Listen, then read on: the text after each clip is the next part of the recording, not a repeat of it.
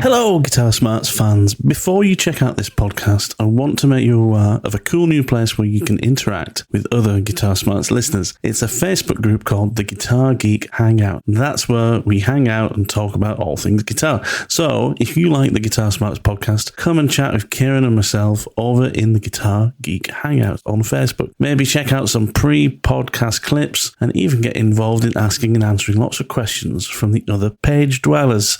Hope to see you there.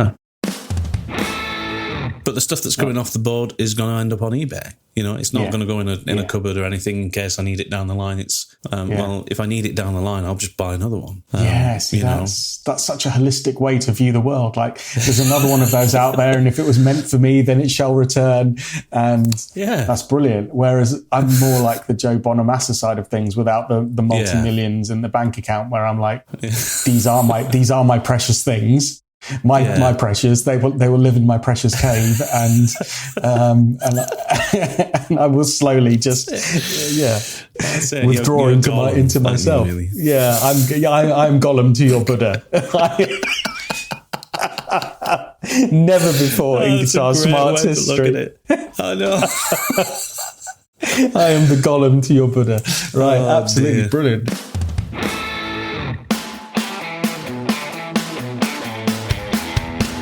Greetings, welcome to another episode of the Guitar Smarts podcast. Thanks for listening.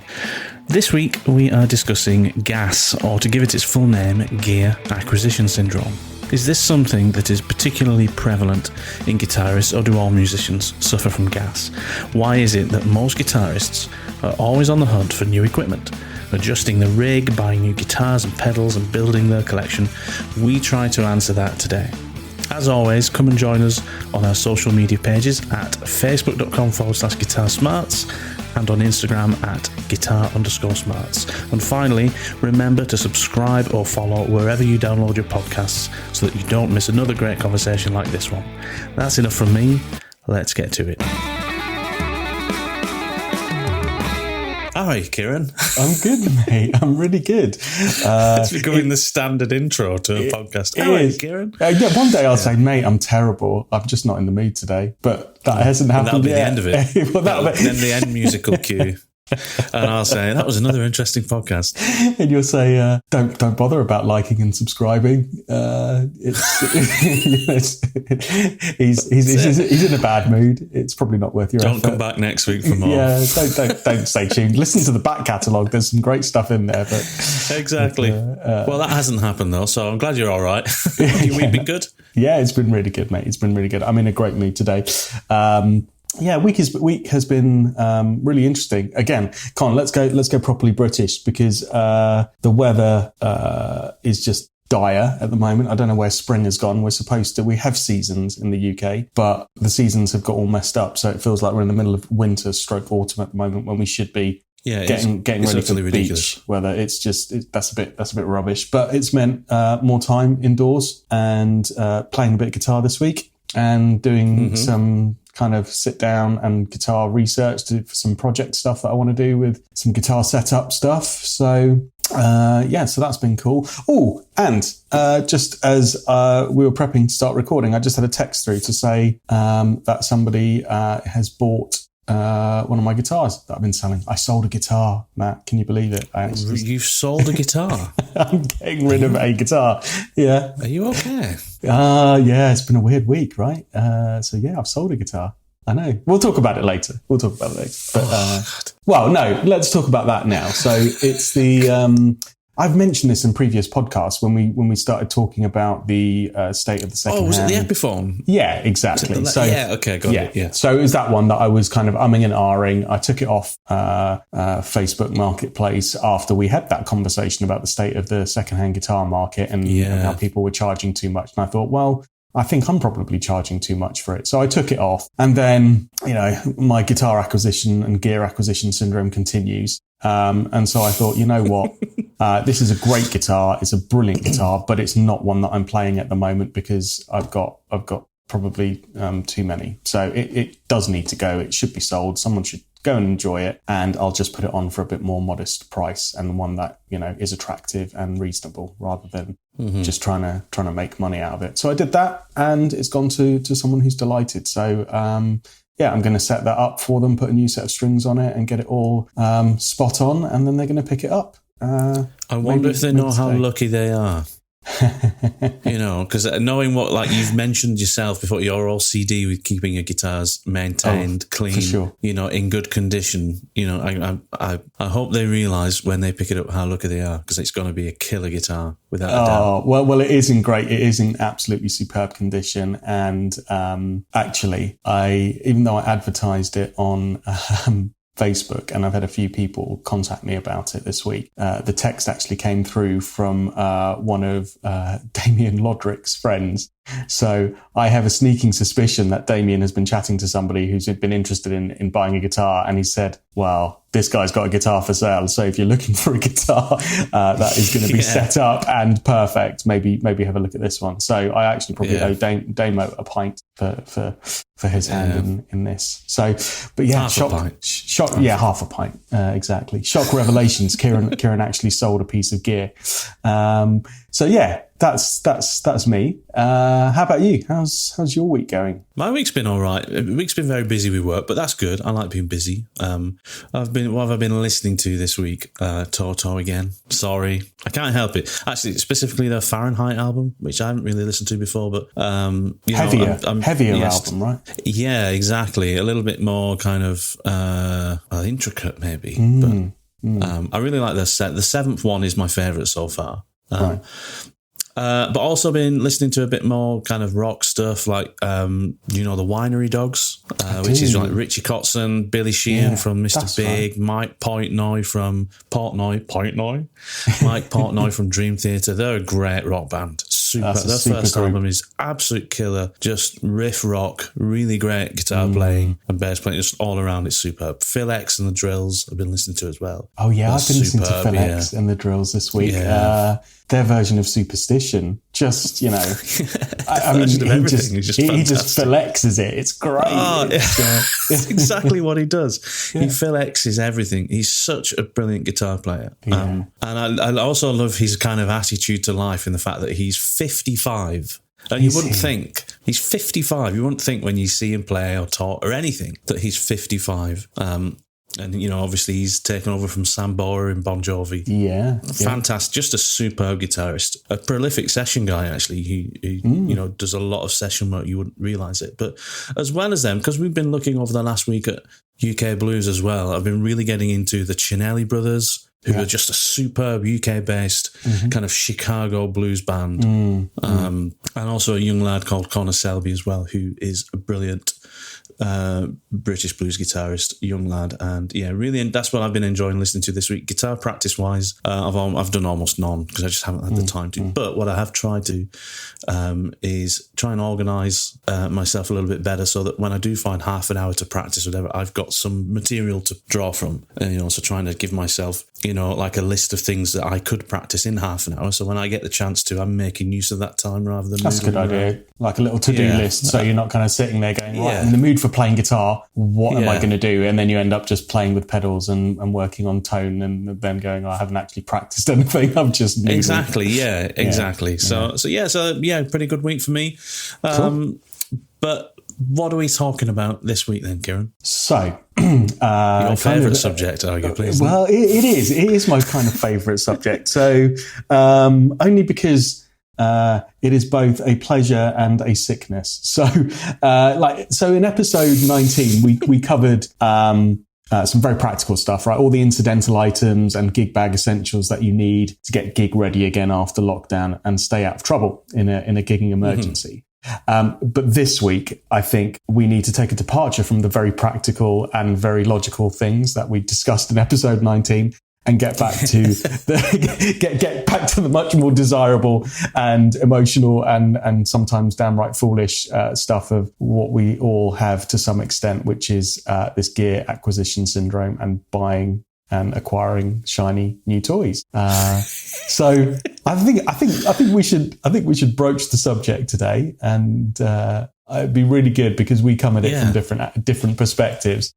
I do think gear acquisition syndrome, or GAS, is a thing, right? It's a real thing it's definitely a thing. It is, isn't it? Right. And I want to get into why. I mean, it's not a therapy session, although these podcasts are turning into a bit like therapy for me. It probably is. It probably.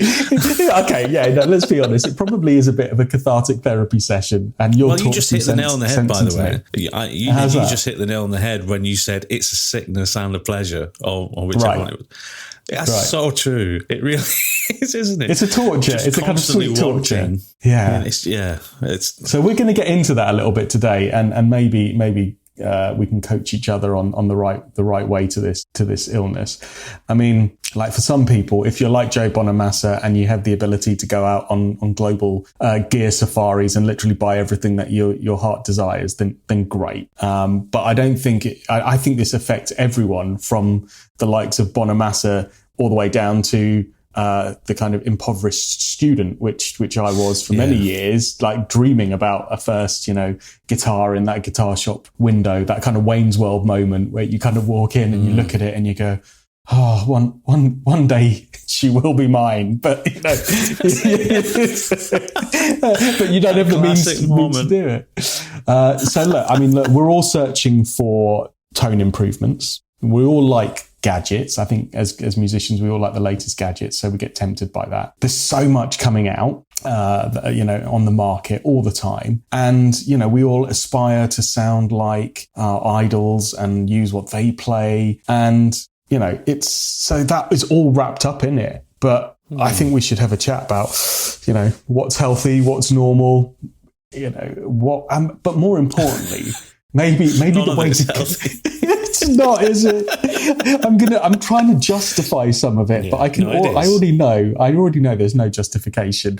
And you're going to level me at some point in this conversation with, really, Kiran, what do you actually need to get out there and gig, right? And play live? Because that's what we fundamentally anchor our discussions around, right? Fine. If you've got all the space in the world at home and, an endless wallet, then fine, buy as much gear as you want, right? But in real practical terms, as gigging guitarists, not pro musicians, but kind of, weekend guitarists playing in kind of semi-pro bands or really good kind of amateur pub bands, wedding bands, function bands. What do you really need in terms of gear? And what is then on top of that just gear acquisition? I think we might get into a bit of that as well. So are you talking about the potential like Buddhist approach to guitar playing here, right?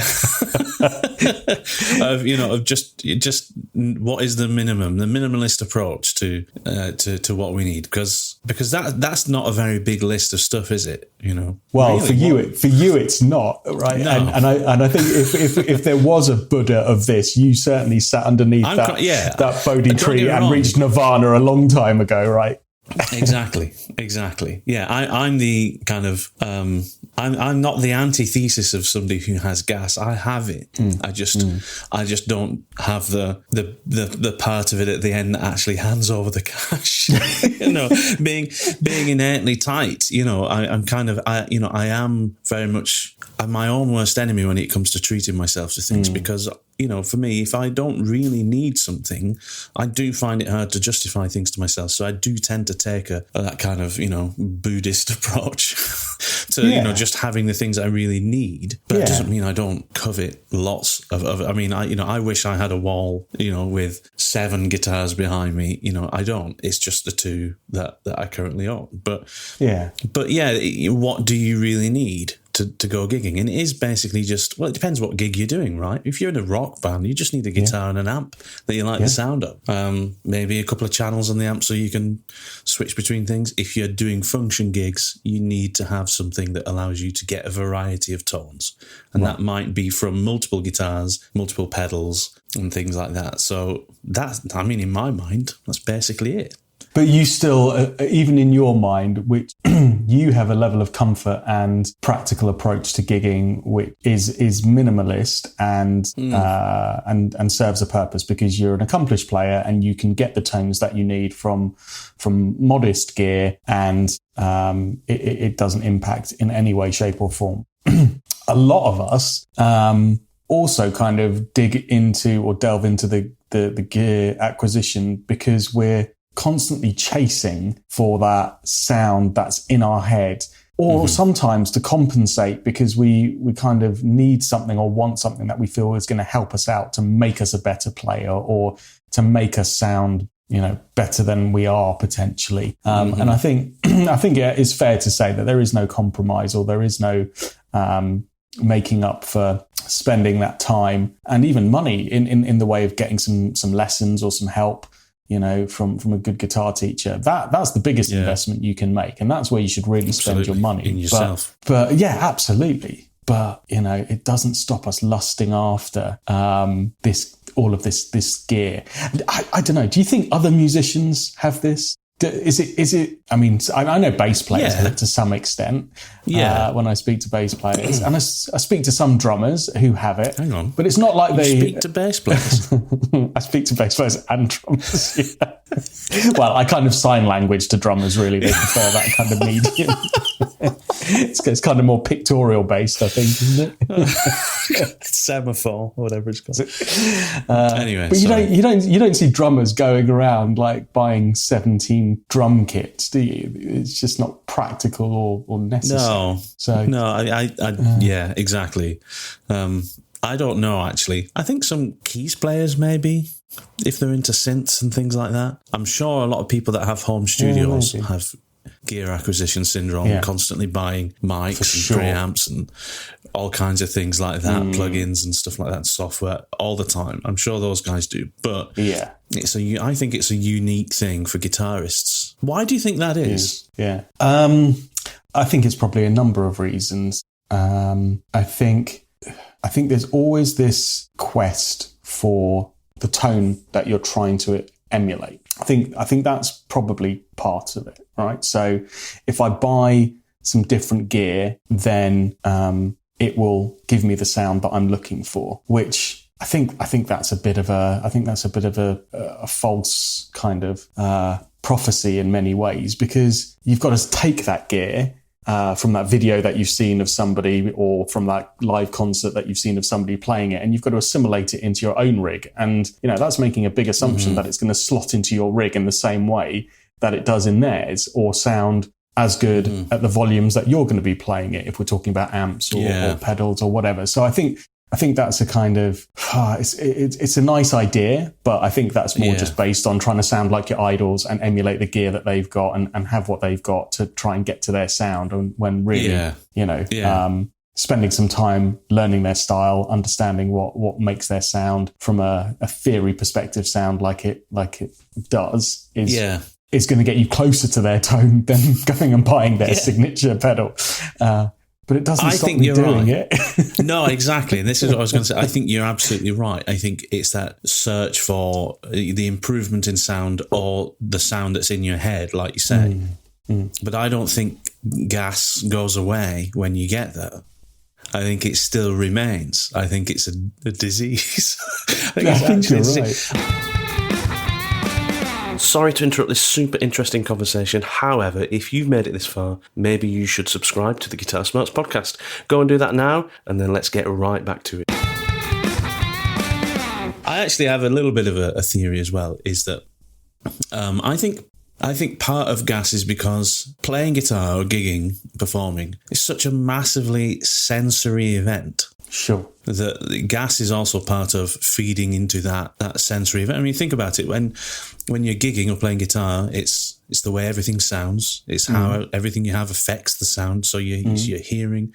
It's the way the guitar feels, how comfortable it is. So it's your touch. It's touching pedals on the floor with your feet and how that changes. It's the interaction with the audience. It's what you see. It's the way it's such a sensory event that I think a lot of the reasons why we have gas is because we covet things that feed into that event, feed into that sensory, overload that we have when we're playing guitar. So that's where I think G.A.S comes from a lot of the time. And same when you see other guitarists, I mean, obviously take a guitarist like, Stevie Ray Vaughan. You watch him play guitar. I just literally, do you know what I just said in my head then? I literally, my voice in my head said, say somebody other than Steve Lukather for once, will you? So I just jumped straight to Stevie Ray Vaughan. Went to another Steve, yeah. Yeah. It's back to your band of Steves again. All over band of Steves. That's it. But like you watch people like him play, and you covet their stuff. But it's because it's such a sensory kind of experience. That's what I think is kind of partly responsible for gear acquisition syndrome. Is that the fact that it's such an experience playing guitar. It's a more muscular thing, isn't it, for guitarists? I'm saying muscular thing. You think of a keys player or somebody, everything's very linear. You're sat down doing what you want to do. And whereas a guitarist, you're almost wrestling with your instrument all the time, aren't you? It's much more kind of difficult to play in a way. So I think that feeds into it. But I think it's healthy. I know I said earlier on it's not healthy. I think it is healthy, to want things and, unless it, bankrupts you, which it shouldn't. But yeah. No, yeah, I think then that's clearly like a proper illness. But what we're just talking about is spending additional money on that instead of, clothes for your children. I think that's fine. I think that's okay. They can have hand-me-downs. That's all right, isn't it? Trousers can become shorts. It's okay. Trousers can become shorts. Shoes can become flip-flops or kind of, sandals. Yeah, just cut the toes off at the end. It's fine. Cut the toes off and order yourself some brand new strings or, a new pickup. It's okay. This is how we find money for these things. It's not a problem, really. Just, that is when it is unhealthy. You're absolutely right. Yeah, and I'm definitely not there. But I do also just look at guitars and get that, and this I can't be alone, right? Because there are people that collect guitars and don't even play. But I can look at some guitars and go, oh, that just looks really nice. I covet it before I've even picked it up and played it. That's a weird thing, right? And so I was talking to somebody else recently who just said, my partner loves looking at them and likes, having them around the house. And, they don't play, but they just look at them as pieces of art. And they go, well, we could put a canvas or a picture on that wall, or we could put a couple of beautiful guitars, which look incredible. So I think there's an aesthetic. There's also an aesthetic, which is kind of visually appealing, as well as this whole kind of realm of, I want to emulate somebody. I want to sound like somebody. There's this whole emotional connection because my senses have been kind of triggered, and I'm kind of wanting to keep that endorphin rush going by getting more gear, like you've described. I think there's something just very visually attractive about some of this gear. I'm getting slightly too excited, aren't I? You need to be careful. Yeah. I'm about to go and buy something. Stop me. Just go quickly, throw your wallet out the window quick before something happens.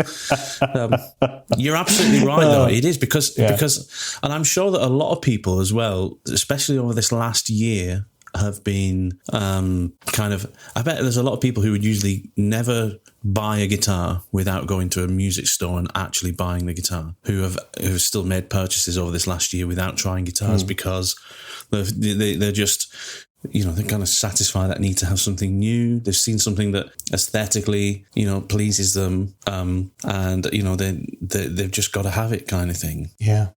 Yeah, absolutely. So okay, so we've established that we probably all have this to some extent. And we've also probably established that if you want to think with your head, then probably take that money and time and invest it into yourself and getting better at playing. But if you're going to do what we often do, which is think with our our hearts and our guts, then it's not going to end anytime soon. So we're gonna keep buying stuff, I think. What do you really need as a gigging guitarist? Well, you need a nice amp, you need a good guitar, you probably need a second spare guitar, and you need some pedals or a multi-effects unit that's going to give you the sound that you like. That's the basics, right? But we keep swapping these things. Well, there's two schools of thought maybe to what you need as a gigging guitarist, right? And I think this is where you and I come at it from different perspectives. You're very sensible, and you have like a one in, one out policy oftentimes, where you will change out your entire rig. And so you'll sell all your stuff, or you'll sell bits of it in chunks and then reacquire new stuff. And you have a nice philosophy at turning over your gear and your live rig. So it's kind of, but still workable. Whereas for myself and some others, it's like, well, I think the guitar that I'm selling now, I can't recall the last time I ever sold a piece of gear. So I just literally have it. So yeah, this is the first thing that I've sold guitar related probably in 2 decades. So I mean, mate, there's drawers and cabinets in this room like filled with. Like, I could build a guitar. I've got spares for everything. I've got full sets of Seymour Duncan pickups, Gibson pickups. Like, I've got machine heads. I've got all the electrics and stuff. There's just stuff that I've acquired, not in a like weird hoarding way where you can't like walk around the place. It's all beautifully organized and tidy, but it's stuff that's just there. I mean, like, why didn't I sell like some of those pickups when I took them out of guitars and decided that the ones I'd put in were better? I don't know. It's always that kind of, well, I might put that into a guitar someday, so I'll keep it. But then you end up with like 12 sets of spare pickups. Yeah. And that's absolutely fine, though, because that's still part of the process of improving what you have and wanting to, better your sound. And I think my approach is always been fine as well, because that is something I've done to just justify the change to myself. Is, well, if I'm going to spend money on something, I don't want the things that I'm then not going to use to not be used, because I know in my mind, if I change my rig, the outgoing part of things isn't going to get used. Yeah, I might go back to it, but I'd rather somebody else have it in that time. I get a little bit of cash back. And if I decide to go back to it, I'll just buy another one. It's not like everything I buy is some unique hand-built thing that is only for me. If I did buy something that was only for me and completely unique, I'd never sell it. So I kind of, it is a little bit of a Buddhist approach. It is, isn't it? It's very philosophical. Let go of things, that you don't need. But it is also, the reason for that is also to kind of get over my own problem, which is I find it hard to justify things to myself if I know I truly don't need it, when, I'm kind of, there's lots of other things on a list that could be paid for or saved for that might benefit the entire family, because, my 5-year-old son doesn't benefit from me having, a new overdrive pedal on my board or anything. Not that he'd lose something if I did. It's just kind of like, there's a voice in my head that always says, yeah, but you could spend that money elsewhere, kind of thing. So selling things to get into, one in, one out policy helps me to kind of keep that, self-deprecating voice at bay, if you like. That's interesting. This is going to turn into therapy now. What a lovely human being you are, to think so broadly about your family's needs above your own. No, there is. I'm not. That is really lovely, and I think clearly you would be justified in making some of those purchases that you've withheld from, but you don't, and I think that shows a tremendous amount of self-restraint and discipline, which is really good. But you must still lust after some gear where you go, I really want to. I really want to go. It's not. Yeah. Okay. Good. It's not like, don't get me wrong, it's not like I don't have this problem. I'm just not making the purchases. It's just like, do you know what I mean? It's like it's almost kind of like I have some kind of eating disorder, but I'm not not throwing up at the end of it. It's I don't know how else to describe it without being. But anyway, I do consider myself to have gear acquisition syndrome. I'm just not. I do all the coveting. I'm just not doing the purchasing. Well, I think you demonstrated a tremendous amount of self-restraint. So, I think you sent me pictures this week, right, of your pedal board that you're going to be getting gig ready, right? And you've made a decision, and you've kind of said, right, I'm taking this off the board, and here's the new board, and there's some spaces here, and I think I need this pedal here. So you've got to buy those pedals now. So you're going to be making some purchases at some point soon. Yeah, absolutely. But the stuff that's coming off the board is going to end up on eBay. It's not going to go in a cupboard or anything in case I need it down the line. It's well, if I need it down the line, I'll just buy another one. That's such a holistic way to view the world. Like, there's another one of those out there, and if it was meant for me, then it shall return. And that's brilliant. Whereas I'm more like the Joe Bonamassa side of things, without the multi-millions in the bank account, where I'm like, these are my precious things. My precious, they will live in my precious cave, and I will slowly just withdraw into myself. Really. I'm Gollum to your Buddha. Never before in Guitar Smart's history. I know. I am the Gollum to your Buddha. Right, absolutely brilliant. I mean, the other thing I would say, though, is that drives this, and again, it's probably a fallacy, is I like to try and think that by having these different bits of kit and different bits of gear, that I've got options, right? I've got options. Yeah.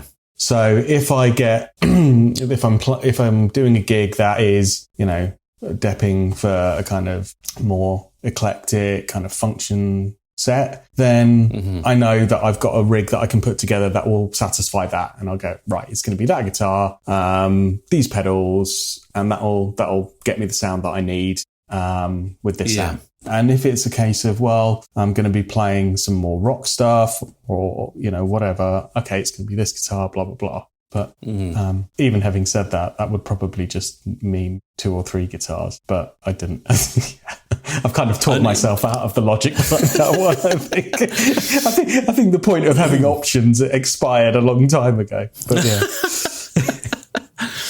No, I think it's good to have options. I mean, the ideal situation for me is that I would have a couple of rigs at least.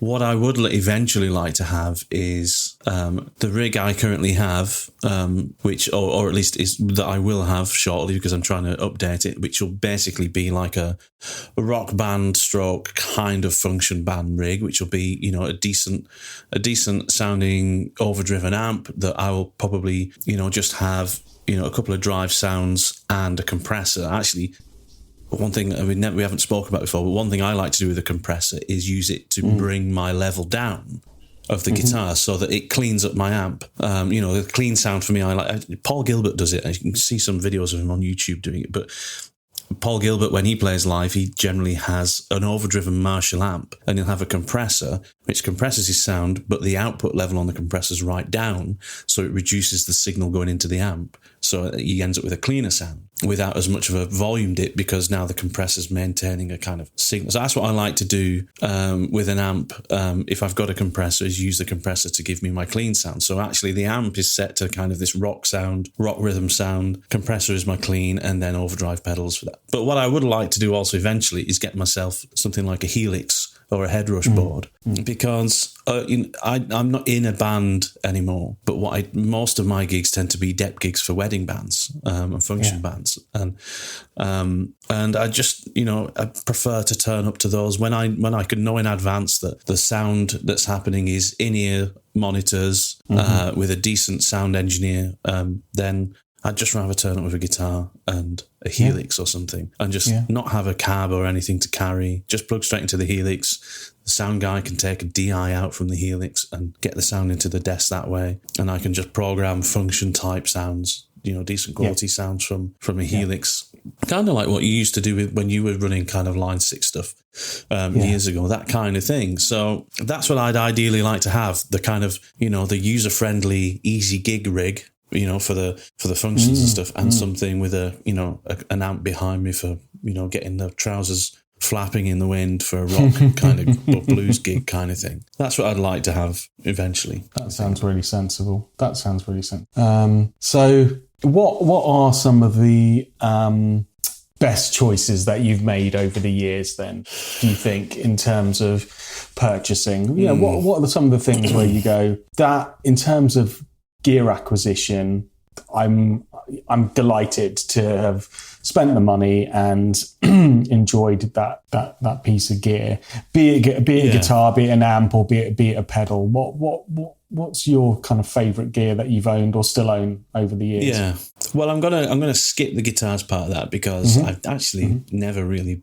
I've bought guitars before when I was a lot younger, but over the last kind of 20 years or so, my two main electric guitars have been gifts, so I can't really speak about those. I love those guitars. I would like other guitars, but I know those will always kind of be the number one guitars. But for me, amps-wise, I've had a few amps, and some of the best amps I've owned are things like I've had a Tech 21 Trademark 60, which is that's a sleeper. That amp. It's a sleeper. It's solid state Tech 21 Trademark 60 watt analog amp. It's not digital. It was an analog solid state amp, and I gigged with that for years. And it sounded superb, kind of a Fender channel and a Marshall channel. I just used the Fender channel. Superb pedal platform. I'd have another one of those now.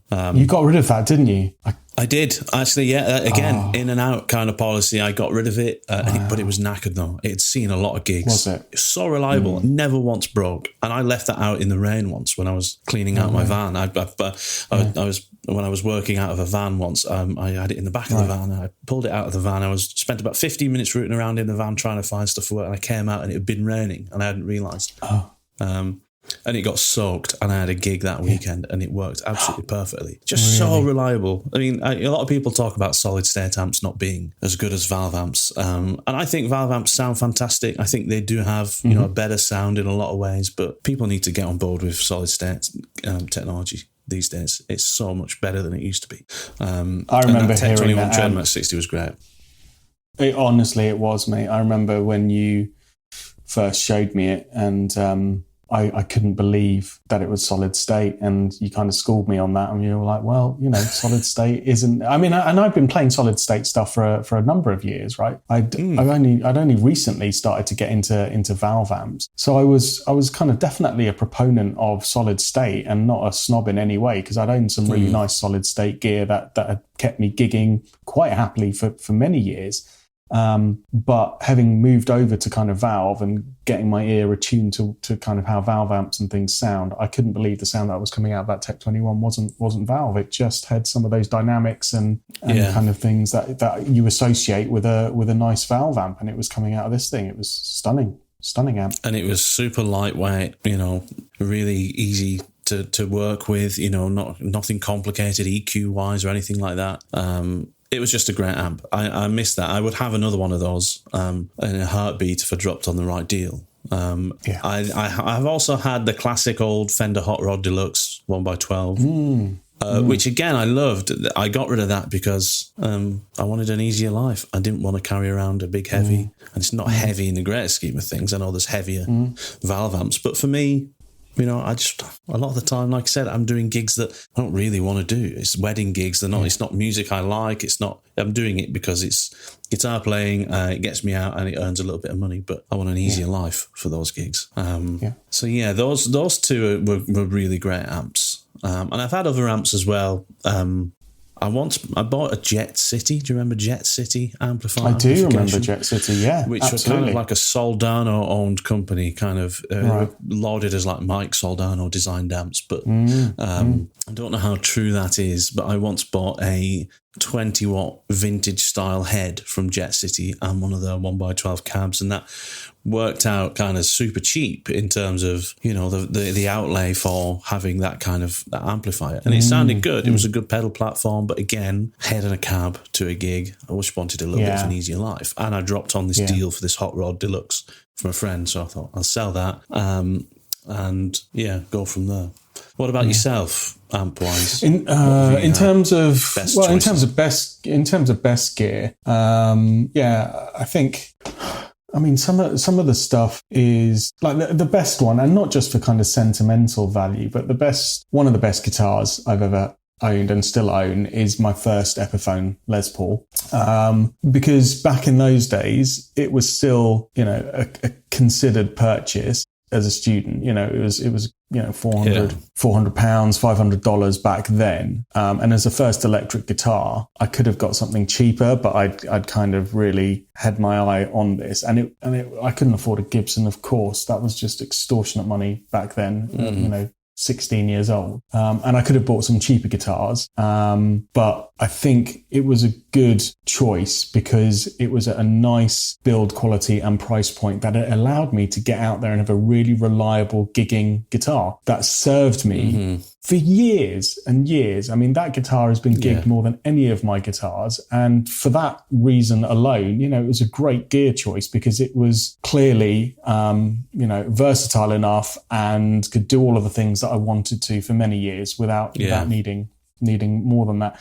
And then in terms of other best gear, things like the guitar that I made, that I went on a course to make, not again just because of sentimental value, but because actually that ended up turning out as a really, really great guitar.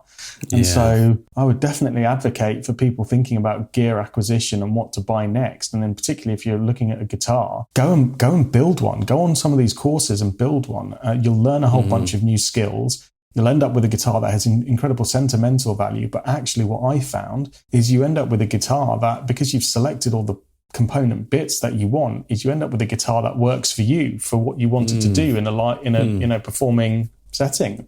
So that one has really been a best gear choice. And then I think probably my first Gibson Les Paul was a great choice because I got it for a really good price. The guitar shop did a really good deal on it. I got it new. I managed to hunt through a few of them. And this was at a time where Gibson quality control was still, being talked about as suspect. But I found this one and I think it's just a great example. And it's a really lovely playing guitar that has continued to be, something that I've enjoyed playing. So yeah, I guess the moral of that story is if you go to buy something like that's got a decent price tag on it and you find one that's a really great example and you go, brilliant, this one is the one that I've been after, then it'll be a good choice. In terms of amps and things, I haven't owned a huge amount of amps, but I've owned probably, I don't know, maybe half a dozen over the years. I think the best one is that Fender Blues Deluxe that I've owned and continue to own as my main gigging amp. It's got plenty of headroom. It's 40 watts. It's plenty loud enough. I can get all my Fender. I have, and I think you know what? I think the modding is the bit that's made it stand the test of time. I was a little bit uncomfortable with some of the high-end response on it when I first got it. It was a great sounding amp, but when you wound it up to gigging volumes, particularly, it was a little bit harsh on the high frequencies. And then I did a bit of research online, and I heard a lot of people talking about the fact that the amp is great. It's just the stock Eminence speaker in it, which to some people can be quite harsh. So I modded it out. I didn't do the work myself. I'm really competent at doing guitar stuff, but amps I always entrust to somebody that knows what they're doing because they carry a lot of current and voltage. And if you don't know what you're doing, you can hurt yourself. Yeah. So took it to a really nice guy. I did my research, put a different speaker in it. The Cannabis Rex Eminence speaker rather than the stock one. And my God, it transformed that amp. And that I was just like, that's it. It's fixed all of those issues. And then I can just stick pedals in front of it if I want it to sound like a different amp. That amp sounds fantastic. My memory of that amp is just how it's got this just beautiful, smooth mid-range, like you would expect. You can kind of, it does sound like a proper Fender, and a lot of people, as much as people love that Hot Rod series or that Blues Deluxe series of amps that's kind of in that sub £1,000 bracket, a lot of people do say, they don't really sound like Fenders. That's one of the reasons why they're so popular, is because they're actually they're not all that Fender sounding, but yours really does. That change of speaker cabinet really makes it sound like a Fender Tweed amp. It's awesome. I think it's great. Yeah, it does. So a little simple mod. I know a lot of people use those Hot Rod Deluxes or those Blues Deluxes, but and even on the Blues Junior. The Blues Junior is a very easy speaker to swap out because you don't have to take the full chassis apart. You can get to the speaker quite easily on a Blues Junior, most of them, particularly the earlier variants. So yeah, have a play with the speaker, and you can create a very different amp and a nicer sounding amp for not a lot of money. The Spark amp I'm still loving. I think that's a great practice tool for home, and it's enabled me to use it as a kind of digital interface for recording into the computer. So I think again that was a great piece of gear that I'm pleased with. And then in terms of pedals and things, I mean, yeah, I'm not as wedded to pedals. I haven't sold any. I still keep acquiring them, but pedals that surprised me, that Wish Klon pedal I think is superb. The Proco Rat I think is such a great pedal. That doesn't get talked about enough. Maybe it does get talked about. I don't know. You don't see people waxing lyrical about it in the same way that they do with like a Tube Screamer and stuff. But the Rat pedal is just a great pedal. But there's loads of good gear choices. The Rat pedal surprised me. I wasn't expecting to be as blown away as I was with how cool the Proco Rat is.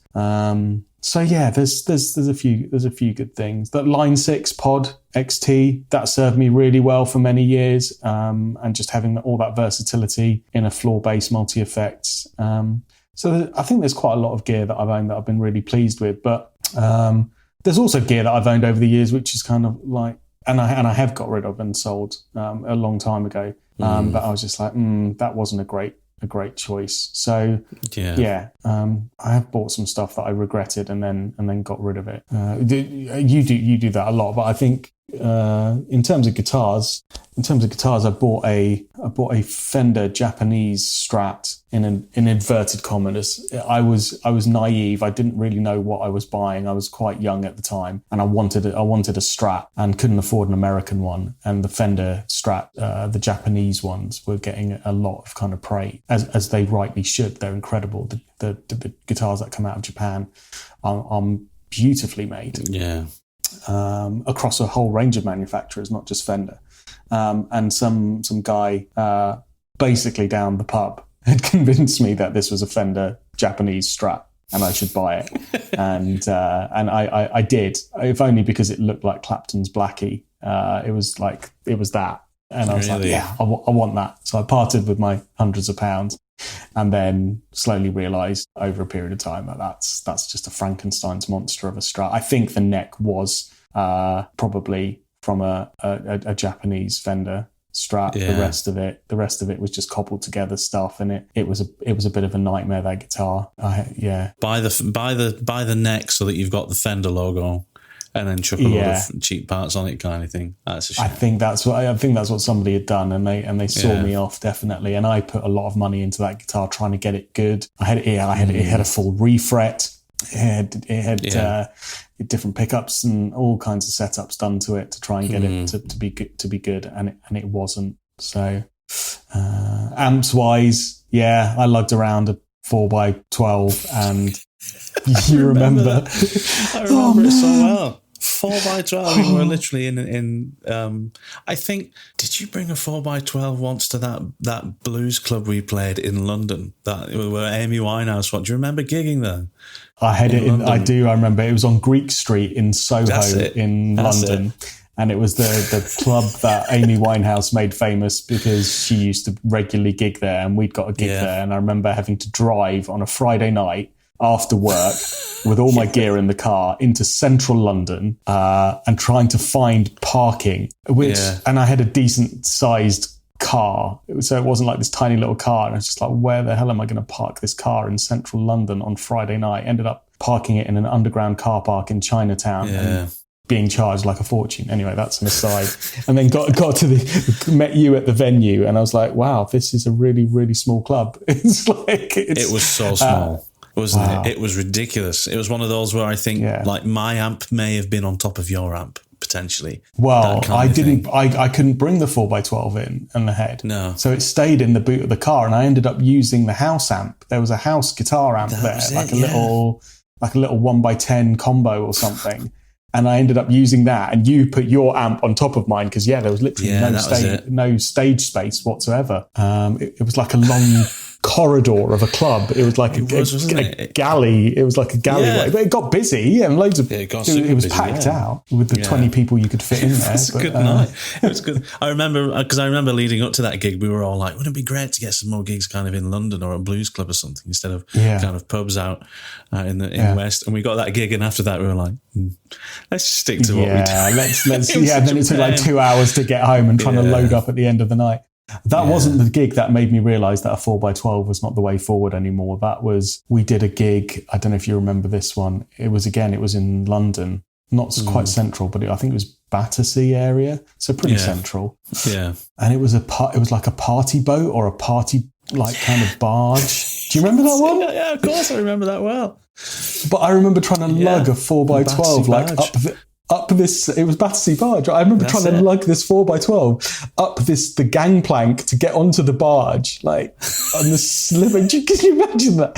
Right. And then once I got onto the boat, like the gig space, the kind of function place was like on the lower deck. So I had to take this 4x12 on like one of those little narrow spiral boat staircases, like balancing it on my head. I was like, this is stupid. Why have I got this?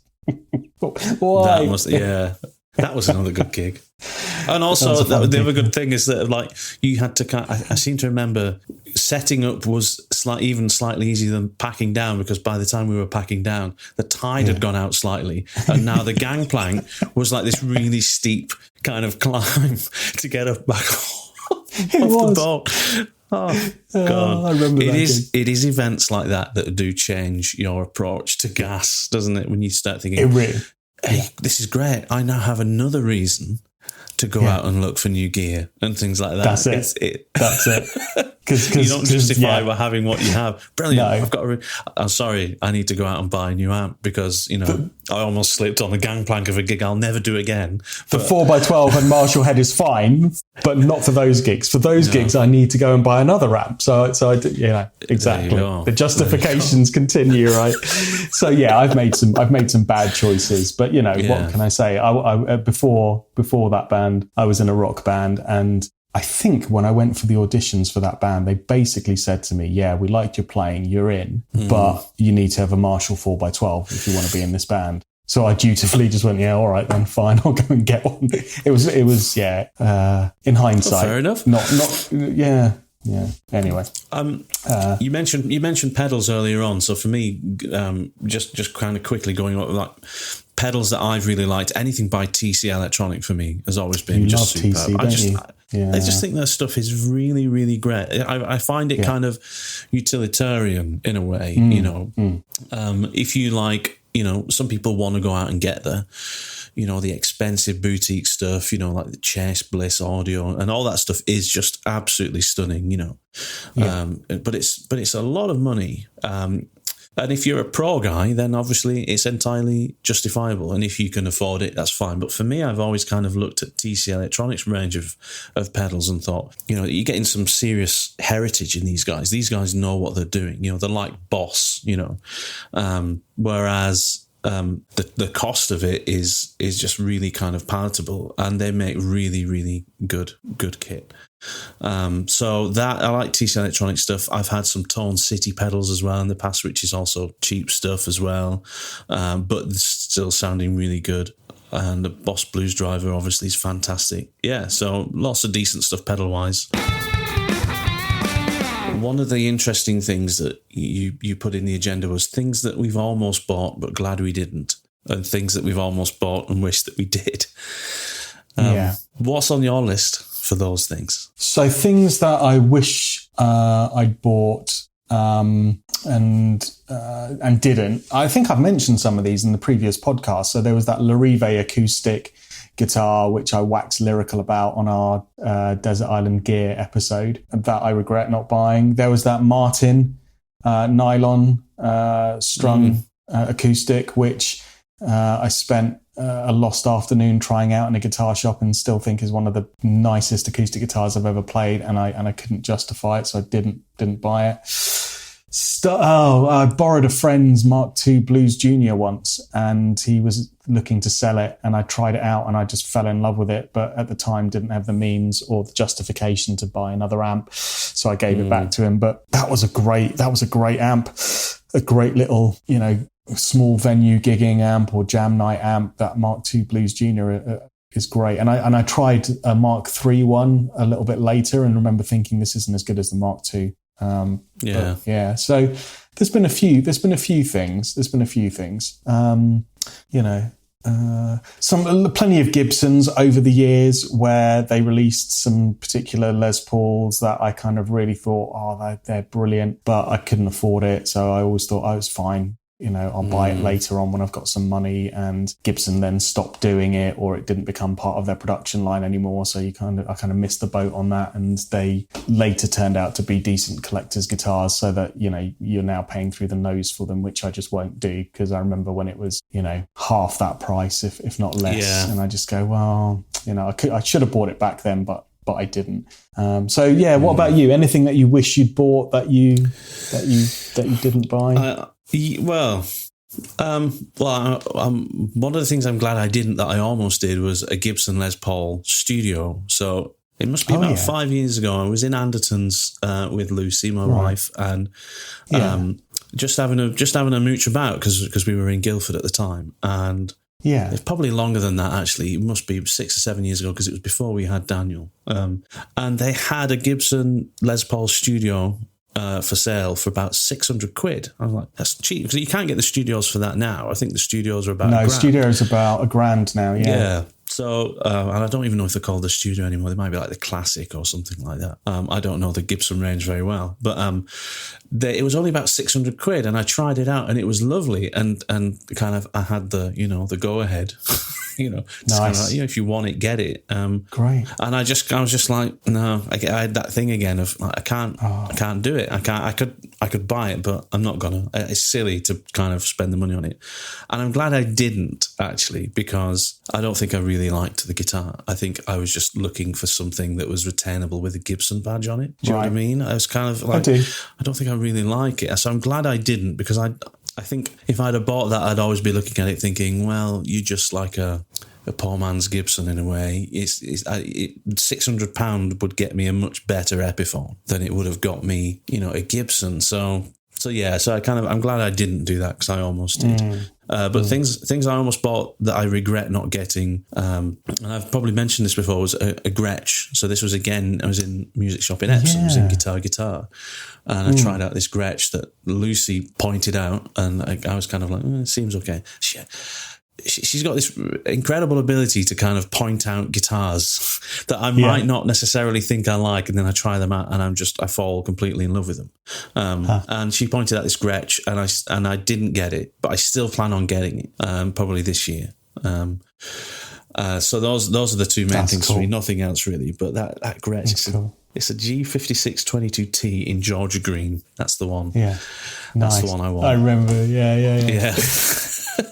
So I think you're right on that Studio. I think they are great guitars. Yeah, but I think they are still. I think definitely now, and Gibson still do a Studio range. I think they call it Studio Tribute or something like that. But they still do a range of Gibsons where they're a bit stripped back, and they they haven't got the binding. They've got like slightly cheaper hardware, maybe some kind of ceramic pickups rather than Alnico pickups or whatever. I've played some of the Studios, and I think they're really nice guitars, and you still get that kind of nitro finish on them, and you get the Gibson logo and things. But there are other guitar manufacturers that are doing, let's just say it, Les Paul designs, which for that same money, especially now that Gibson are charging about £1,000, so maybe $1,200, $1,300 for a Studio, rather than a full fat Les Paul like the Classic or the kind of 50s or 60s standards that they call them now, or what they used to call the traditional model a few years ago. I think there's other manufacturers, which is a nice segue, actually. So in terms of things that I almost bought. So I've been telling you for a while that I've had this dream guitar on order, right? Yeah. Have you bought it? Now, well, I've had a holding deposit on it since September 2020. So we're coming up for what, 9 months is that? Of this being on order. And right, I'm gonna I still had a theory in my head as to what the guitar was. It was one of two guitars. All right. Do you want to tell me? Yeah, and I'll tell you if you're right, because I'm going to tell you the story now. I'm going to tell you the full story. So I'm going to tell you now that I thought that maybe you'd gone for one of the new model Silver Skies from PRS. Okay. Yeah, lovely. Or potentially one of Gibson's new Slash Les Pauls in a particular Guns N' Roses finish. Those are the two that I thought. That's what I reckon it might have been. But anyway. I love and hate that you know me so well. So you are right.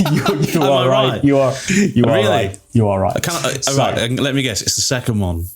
It's the second one. And I've got an idea what finish it is that you wanted, but I'm not going to. Go on, double down. Right, so there's this, I'm going to double down. So there was of the multiple finishes, there were one of them, which I think is the nicest, is I think it's the November Rain Sunburst, which is kind of like a dark sunburst. Tobacco sunburst. Yeah, exactly. It's beautiful. Yeah. And I don't own a Tobacco Sunburst Les Paul. No. And I've always wanted one. But it's not that. Oh, okay. It's not that. Right. So let me tell you. So, and because the November burst, as well as the kind of Appetite kind of burst and all of that, they came out in the first run of his latest signature guitars, right? So, but I didn't particularly like any of the finishes on the kind of first run of those latest Slash signatures, if that makes sense. Slash has had a huge number of different signature models from Gibson over the years. Yeah. Many of which I regret not buying, but I just didn't have the money at the time. Yeah. Right? I couldn't afford them at all.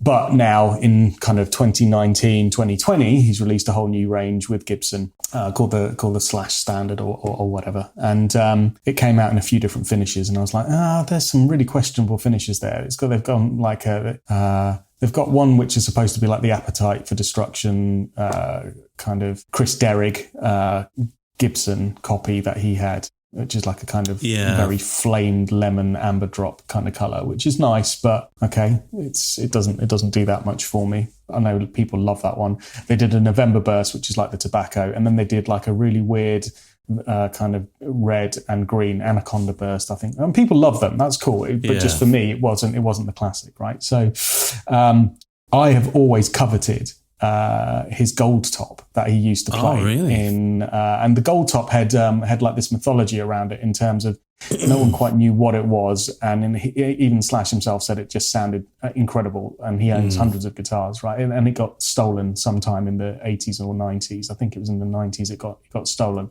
and he's forever been trying to get that guitar back and still hasn't. So I got rumour that there was a Slash gold top coming out from this latest run of Gibson, and I was like, "That's it. I'm all over that." And not because it had Slash's name on it, I must say. I don't necessarily want a guitar that got his name on it. But what I was always after, because I thought they looked really cool and still think they do, is I wanted a dark back gold top. And all the gold tops Gibson have been doing for years now have all got that kind of very light, natural back. Yeah. And I think there's something about a really nice dark wood-grained back to a gold top that makes it look phenomenal. It just brings out the gold top. Anyway, I'm getting a little bit too erotic about the whole thing. So I had heard rumor that they were coming out. And about the same time, a video went on YouTube from a guy in the States, Trogley's, who does a great guitar show, and he proposedly got hold of one of these, which he thought was from the prototype run. It was accidentally sent to him. It wasn't what he ordered, and it turned out to be this Slash gold top, and he was like, "What is this? This isn't supposed to exist." So whether that was a PR stunt or not, we'll never know. But it kind of prompted me to track down and see if this was going to be a production run of guitars, which it turned out that through speaking to my local guitar shop, they didn't know at the time, but they went and did some digging, and they went and looked at some of the serial numbers of guitars that they had on order, and they said, "Yeah, we think this is coming based on these serial numbers, and we think we've ordered 2 of them." So, I promptly went, "That's it, I'm having one." It's a dark back gold top. I'm a fan of Slash. I've missed out on buying one of his signature guitars for years. I'm going to get one. That's it. Have my money. Take my money. And so I laid down a deposit, and that was 9 months ago. And since then, we've been talking about it, or at least I've been talking to you about this expensive guitar that I'm going to get. And you know what? The more I've thought about it, and the more I've kind of agonized about it, I'm thinking, for a number of reasons, this isn't a sensible purchasing choice anymore. There's from a practical point of view, the guitar, I think Gibson are actually pulling a little bit of a fast one on their customers with this. It's not really a Gibson signature / guitar, other than the case candy that comes with it. Really? And the fact it's got his name on the back. It's basically identical to a Gibson Les Paul standard in terms of neck shape. Neck profile is identical to the standard, and his previous signatures had his own custom neck profile. The pickups in it, he's used Seymour Duncan signature / pickup, and they were all in his previous Gibson run of guitars. And this time around, Gibson have created their own Gibson version of that pickup. So it doesn't actually have the pickups that he uses in his guitars, and it's a signature guitar. So you go, hold on a minute. Okay, fine. So it hasn't got the pickups. It hasn't got the neck profile. All of the hardware on it is not the Tone Pros hardware that he has on his guitars or that have been on previous Gibson signatures. It's just standard Gibson hardware. So you go, this is just basically a finish of a dark back gold top and his name on the back of the headstock, but they're charging an extra £600, £700 for that. And you go, this doesn't feel like a sensible purchase anymore. It's not really his signature guitar. It's a standard that's been made out to be his signature run, but it's not in terms of components. So I've been going against my thinking around buying this guitar, and so, the best part of $3,000 to spend on a guitar, that isn't quite what I wanted it to be from a components perspective. Yeah. And am I going to take it out and gig it? Am I going to take out a $3,000 guitar to gig in the Fox and Hounds pub on a Saturday night? No, you're not. Am I? Of course you're not. I don't think I am. And knowing what you are like, and that's not an insult, by the way. Knowing what you're like in terms of enjoying the details of your instruments, I know that would bug you a lot. That those things weren't quite right as they should be. Well, I'd probably end up modding it then, wouldn't I? I'd probably end up going, I'll get the Seymour Duncan / pickups and put them in it. I'll change the hardware out. The neck profile, I haven't tried because the guitars still haven't arrived into the UK. Some have arrived. Anderton's got a bunch. Peach Guitar's got a bunch, but I had my order with another amazing guitar store who have been brilliant. It's not their fault, but obviously through COVID and through Brexit and all of that, there's a huge backlog of stuff that's not arrived into the country. Yeah, exactly. It goes across the whole industry and other industries as well. So it's allowed me time to reflect and go, well, I could have another piece of wall art that I'd play at home, but it's not something I'd take out and gig. And yes, I really want a dark back gold top. But, this isn't a sensible use of what is quite a significant sum of money for a guitar that will end up being, another piece of wall art. So I've let the guitar shop know that actually, it's on reflection, they've said, look, no worries, you can have your deposit back. It's all good. They've said the guitar will probably be arriving in the next few weeks, even though it's been on order for 9 months. But I might go in and try it, but I'm pretty much wedded to the fact that now that I'm not going to buy it. It's not a sensible use of money, and it's gear acquisition syndrome gone to the nth extreme of where you just go, well, that's just a silly acquisition. Yeah, but is there now a gaping hole waiting to be? Yeah.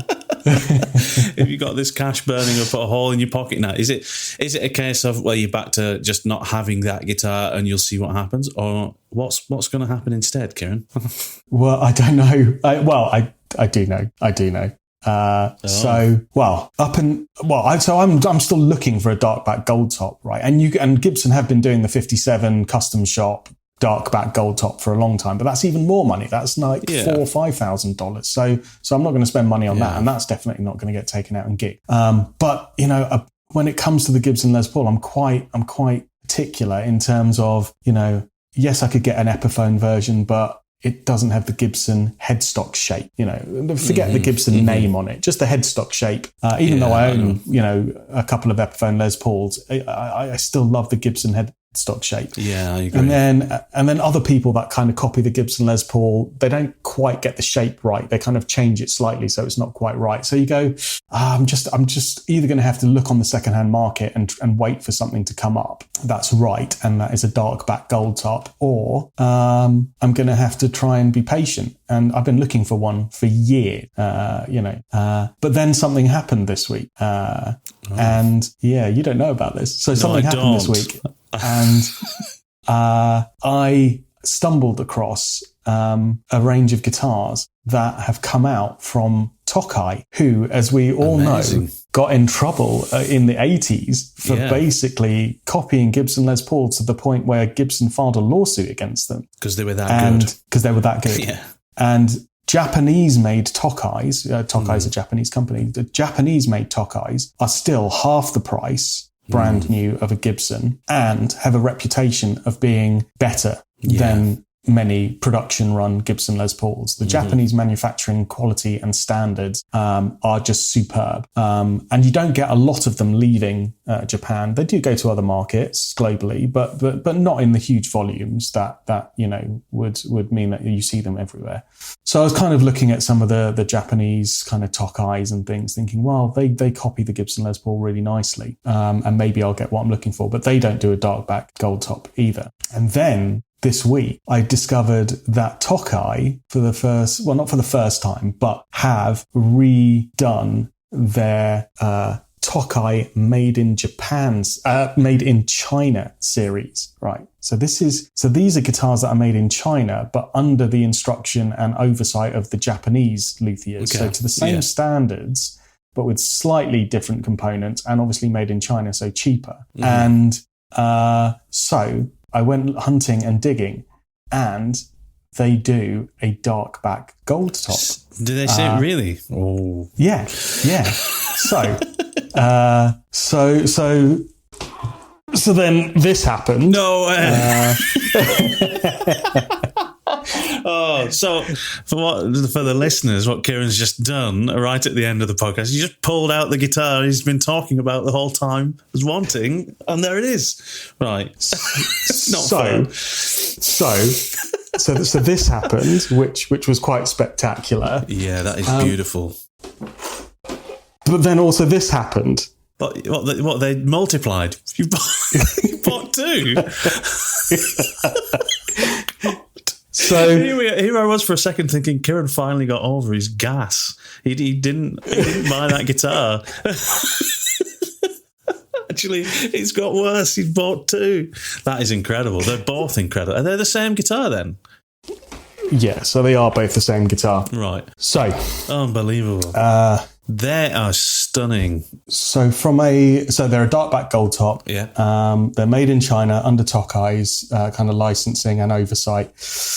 And I bought one and was blown away by everything on it. It is like from a guitar tech's perspective, it is made beautifully. Okay, it's a two-piece body and back rather than one piece like you get on a Gibson, but who cares? You can barely see where the join is. The fretwork is impeccable. I mean, impeccable. The quality of the paintwork and the binding is flawless. It comes with a bone nut. It's got a handmade bone nut on it that has been cut perfectly. It sounds phenomenal. Wow. And I thought, wow, these are really good. These are really good for £500. Were you kind of like, maybe it's a fluke, I'll get another one just in case? Yeah.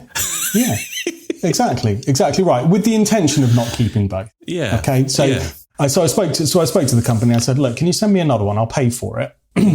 But I'm just really interested in these guitars now. So I just want to see, like, what are these guitars all about? So I got another one, and I agreed with them that, if I'd return one of them. And the second one is even better than the first one.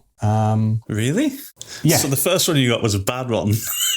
Well, if I mean, and I was blown away by it. Yeah. But the second one, just in terms of I don't know. Honestly, they are brilliant. There's subtle differences between both of them, and they are phenomenal. They are, for the money, they are absolutely phenomenal.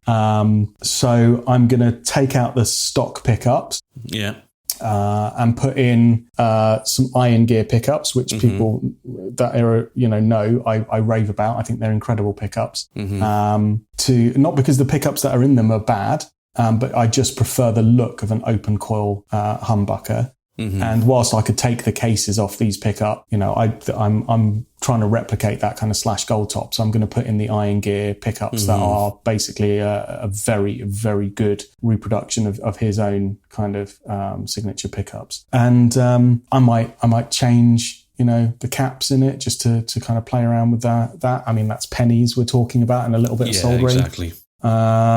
I might change the wiring in it to 50s style wiring rather than the modern wiring. Again, we're talking about pennies in terms of some soldering there, and then I've got what I was after. And I'm telling myself I'll definitely return one of these. Tune in next week to see if I actually did. Well, I think we've learnt something quite important, haven't we? Which is you've got a problem. Do I? No. Do I? Look, because I've saved thousands. Surely. Well, there you go. That's the thing. You've saved thousands of pounds. I'm so pleased for you that you found that model of guitar. And in a way, a really unique way as well. You found. I feel like I've got a. I mean, you're talking about these guitars and how well they play and how well they're made. That's really exciting to see that level of quality now coming from other manufacturers. I undoubtedly, Gibson need to step up their game, I think, in terms of, what they're doing with their instruments. But I think that's partly because a couple of years ago, they almost went bankrupt, didn't they? And they've been restructured, rebought out. There's probably investors and people who care less about what is the output, who need to know that, the company's making money again. So maybe we'll see that for a few years, going back to that Murphy Lab rant that we had a while back, which, was maybe a little bit too angry. But at the same time, I think when I said it was profiteering, I think, you've got to kind of expect that from Gibson maybe at the moment, given, their position over the last few years. They're trying to make sure they're going back to being profitable again. But it goes to show you can still look elsewhere for quality, instruments that have that same vibe from Gibson and Fender. I think that's really cool. I'm looking forward to hearing it. Yeah, I think you've made the point perfectly, Matt. I think I love Gibson. I really do. And I covet their guitars and instruments. But, if you're going to produce a signature guitar from a world famous artist, actually ensure that it is like his actual previous signatures that you've made, or the guitars that he does play. Now, he'll probably end up playing some of these on stage and on tour now. Whether that will be because of the deal he's got with Gibson or not, I'm not sure. But these guitars that they're making as his signature at the moment are not anything more than the standard production line standard with a name of an artist on it and a significantly hiked up price tag, which I don't think is, again, back to that Murphy Lab rant. I think that is probably profiteering off something that is not the right way to go about it. Make a signature guitar, a proper signature guitar. But they are great guitars. I had the pleasure of playing a couple of them when I was out in the States before lockdown, and I went to Guitar Centre there and tried some of them. They're lovely guitars. They really, really are nice. So if anyone owns one, then brilliant. Good for you. They're cracking guitars. But it wasn't quite in my head what I'd wanted when I wanted that signature. And some of the appointments on it are not exactly for me what I was looking for in a signature. So, and I think the price tag, I just wouldn't go and take it out gigging. And whereas these are £500 each, and what I would, honestly, mate, they are £500 made in China Tokai guitars, and I've set up a lot of guitars in my lifetime, and I tell you what, I am blown away at that price point as to what has been produced, to the point where I ordered a second one just to see if the first one was a fluke and the second one turned out to be even nicer. than the first one. And okay, I'm going to swap out the pickups because I have a particular preference for pickup. Yeah. And I might do a little bit of wiring change on it just for my own kind of tinkering and modding. So I might end up spending an extra $100 on it because these Iron Gear pickups are phenomenal for the price. And like half the price of a set of Seymour Duncans. But still, I will then have the look and sound of a guitar that I'll be very happy to take out gigging. And surely that's got to be the point if I'm acquiring any more gear. I've got to use it live rather than sticking on a wall. You have to enjoy it. You don't want to feel anxiety about your instrument when you're playing it, whether that's at home. I mean, I feel like that. I feel like as much as I covet some of the more expensive instruments that there are on the market, I do worry if I ever owned one, I'd be scared to touch this. I wouldn't want, like now as much as I love these guitars that I have, they're not expensive guitars. And if my son Daniel wants to come in and kind of play around on one of them, I don't mind. But if I had something that was a few grand, that was a heavy investment, financially, as well as a commitment to something I really wanted, I'd be scared of touching it myself. I don't ever want to feel like that about an instrument. I'd much rather have something more affordable and enjoy it more. When you know that you're getting the quality and you're not having to make the compromises that you thought you would have to. Yeah. I don't feel I've made any compromises, honestly, Matt. With a couple of tweaks that I'm going to make to them out of the box, these guitars are superb. And it's actually sent me down a bit of a rabbit hole in terms of Japanese guitars and some of the more premium made in China, particularly under Japanese licensed guitars, because I can now see what you can get. And, I've owned and seen a bunch of Epiphone stuff and they're great for the price point. And a lot of these other kind of cheaper, more modestly priced guitars, and they're really good for the money. But in the same way that, I kind of speak about the Iron Gear pickups, not just being good for the money, but just being full stop good. These Tokai guitars are really good, not just for the money. They're just really, really good. And I look at it with a critical eye and go through all the different points and checks on a guitar that I would make to assess how it's been made and how it's been finished and put together. And I'm blown away, absolutely blown away. So when does the third one arrive? Is that shipped at the moment? Is it? Oh, I have been looking. Don't. I was joking. And my wife reined me back and said, "Come on, seriously?" And I was like, "Yeah, you're right. And look, to be honest, one of these gold tops has probably got to go back. Really. Yeah, I mean, I don't need two of them.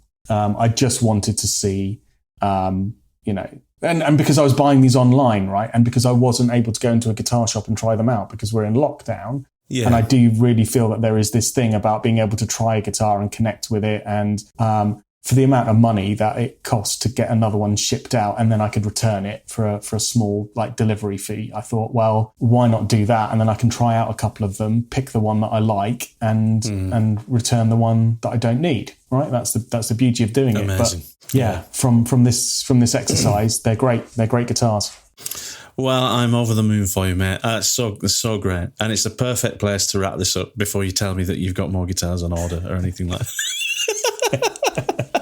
But I think genuinely, I'm going to go away and look at them myself now. Yeah, because if you're talking Epiphone money for something like that is incredible. I'm going to go and check them out. Awesome. And then go down the rabbit hole that I've been going on, which is Japanese-made Tokais and then other Japanese manufacturers. Send me some links where you've been looking so I know I'm looking in the right place, yeah.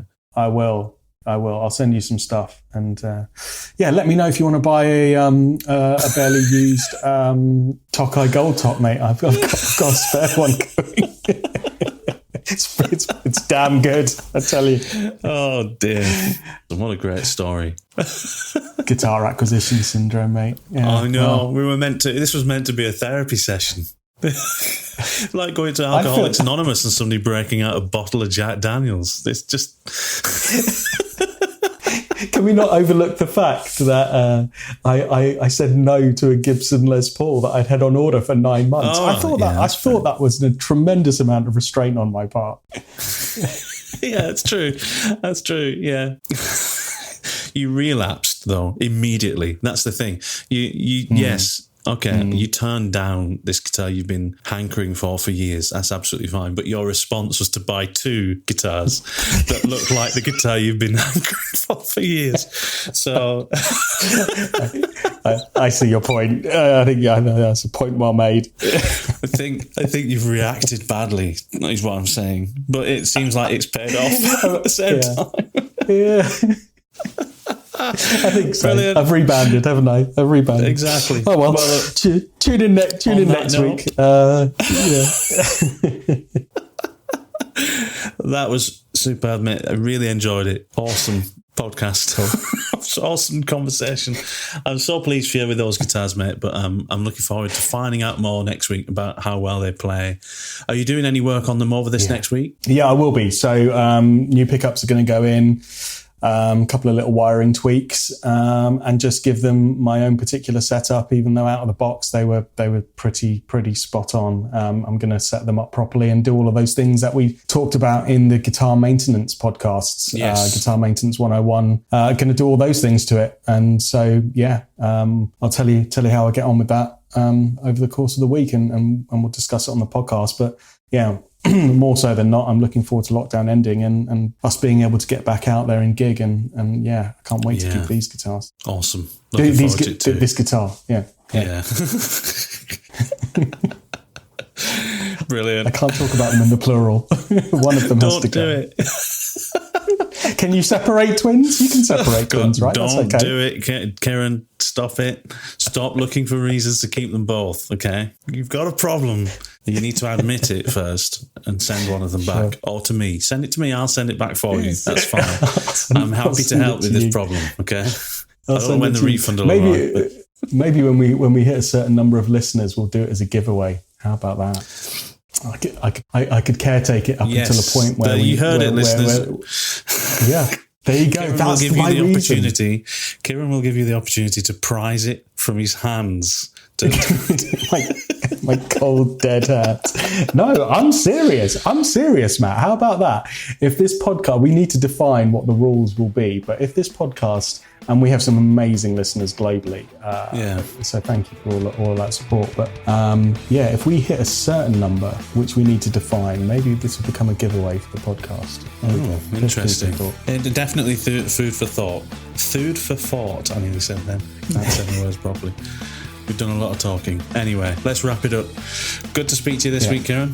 And you, mate. Congratulations on the guitar, and have a cracking weekend and a cracking week, and I'll speak to you next week. And you, buddy. Take care of yourself. Lovely to speak to you as always, mate. You too, mate. Take care. Speak to you soon. Bye-bye. Cheers, pal. Another really interesting conversation this week. We hope you enjoyed it. Come back for more next week from the Guitar Smarts team. Come say hello to us on our social media pages. Remember to like and subscribe wherever you listen to your podcasts so you never miss a show. Thanks again and see you soon.